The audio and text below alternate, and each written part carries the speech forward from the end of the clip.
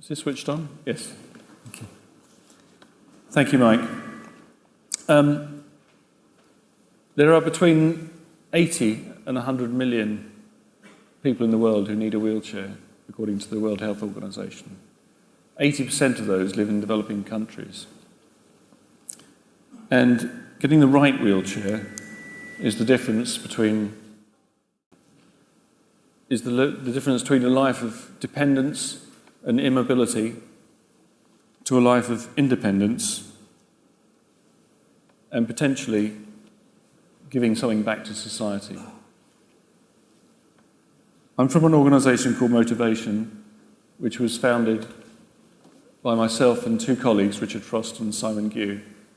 And our mission is about enhancing the quality of life of people with mobility disabilities. We work mainly in developing countries, but not exclusively. We started in 1991, and we started setting up small local workshops to build wheelchairs that we designed. We started as design students in London, won a prize, and then went on to bring this to the real world. And over the first 10 years, set up about 22 workshops, training local staff, designing wheelchairs that we made locally and produced, repaired, and very importantly, we taught people how to fit them and be seated properly. And so over the first 10 years, we set up about 22 workshops throughout Central America, Asia, Africa, and Eastern Europe. And in all, they probably could produce about 18,000 wheelchairs, we worked out, which we thought was great. The good thing about what we'd done was that we put design into a field that didn't normally have design. Here are two chairs, both made in Cambodia. I took this picture in 1993, both made by international organisations. They use the same wood, they use the same wheels, and they cost exactly the same. Which would you rather use? And which would you rather give your child? The chair on the right was meant for children with spinal cord injury. And this is about the self-esteem and the self-respect of the user. This is not just about the technology of the chair. So although we were designers, and that was a key important part of it, it was about the user. The very important part of it, as I said, is about the fitting. It's not just by chance that I happen to be sitting in the right size wheelchair that suits me, that it enhances my independence. Given the wrong wheelchair, that could be completely the opposite. In fact, it could have a detrimental impact on my health. Is this moving on? Could somebody not do that? Thank you. And the problem was, what we'd done was, we set up some great workshops. They ran most of them very well. The downside of it was that we potentially faced the fact that there were these 80% of 80 to 100 million people in developing countries that needed a chair. And the other downside of what we'd done was, so we hadn't really hit the quantity figure. We weren't really making an impact. 18,000 sounded impressive, but was it really? Not really. And the other issue was that we had set up workshops that could do it really well. Equally, they could do it very badly. And who would suffer at the end of the day but the user? And our mission was about the user.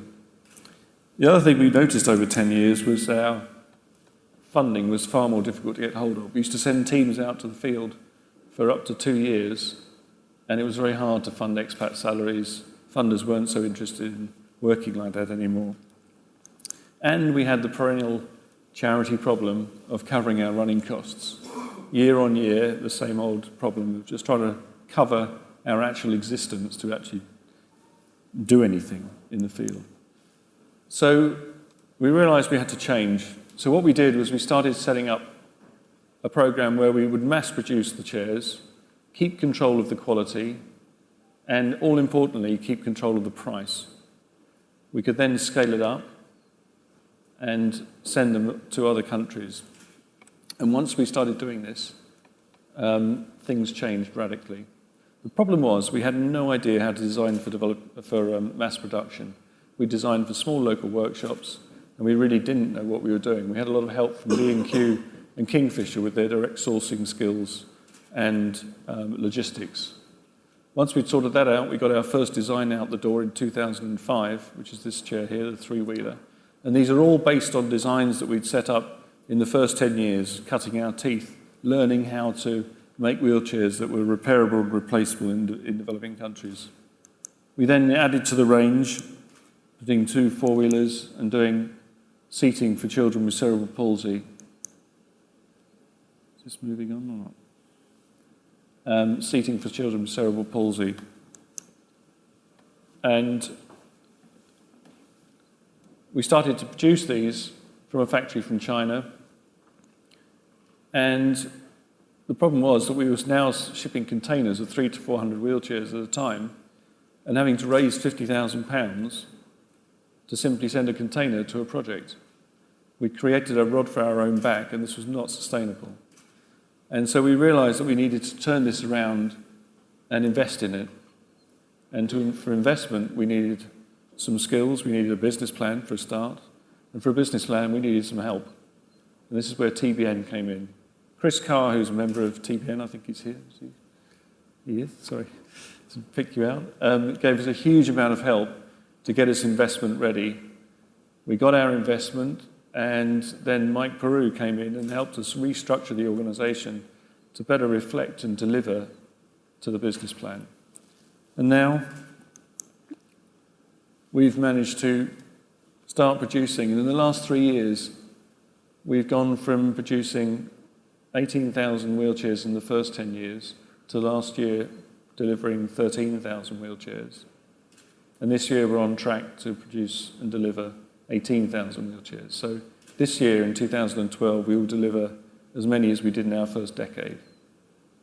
And that's through changing our business model and working with TBN on how to do this differently. And taking it out from what was very much a charity-based model through to a business model to deliver still through an NGO network for enhancing the quality of life for people with mobility disabilities. From this business model have come other opportunities. This sports chair here is now, we've designed it mainly for low-income countries. This is now being sold in the UK and at a higher margin than our NGO delivery to organisations in the UK, to Europe, to Australia, because people want to get into sport at a low cost in this country as well as in developing countries.